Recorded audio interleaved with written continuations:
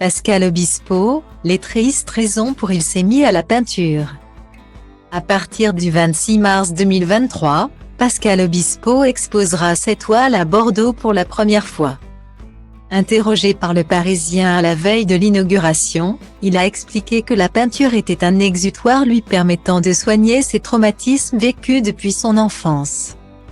C'est en 1994 avec l'album Un jour comme aujourd'hui que Pascal Obispo a connu ses premiers succès. Depuis, l'artiste multiplie les projets et les réussites. Compositeur de tubes pour Florent Pagny, Johnny Hallyday ou encore Zazie, mais aussi de la comédie musicale Les 10 Commandements.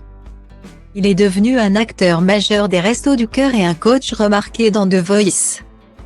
Mais ce n'est pas tout, le papa de Séan a aussi une deuxième passion.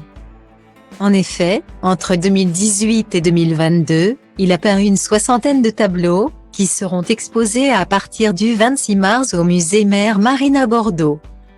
Auprès du Parisien, le chanteur s'est exprimé sur cette exposition intitulée Art Therapy. J'ai eu une révélation en visitant il y a 3 ans un atelier d'art-thérapie à Saint-Rémy-de-Provence. Grâce au psychiatre de cette clinique, j'ai enfin compris pourquoi j'avais besoin de faire autant de toiles. Autant de chansons. C'était pour soigner mes blessures depuis l'enfance, a-t-il expliqué. À chaque fois que je peins, cela me fait du bien, a poursuivi Pascal Obispo avant de lister les traumatismes de sa vie, créer m'aide à combattre la souffrance. Le père absent, le chômage, les échecs, les séparations, la perte d'être cher. Mon grand-père, ma grand-mère, Philippe Pascal, mon idole devenu mon ami.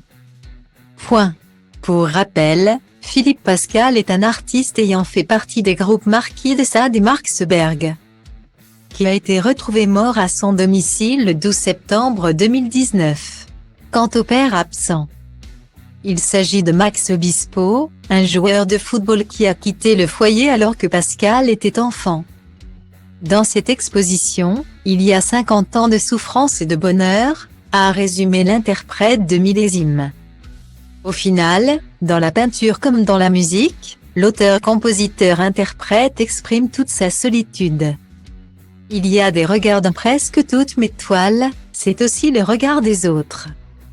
La célébrité ne favorise pas la liberté, a-t-il analysé, refusant de se qualifier de peintre. Il ne sait pas encore s'il continuera dans cette voie. Mais sa thérapie se poursuit au travers d'un prochain album, prévu pour la fin de l'été.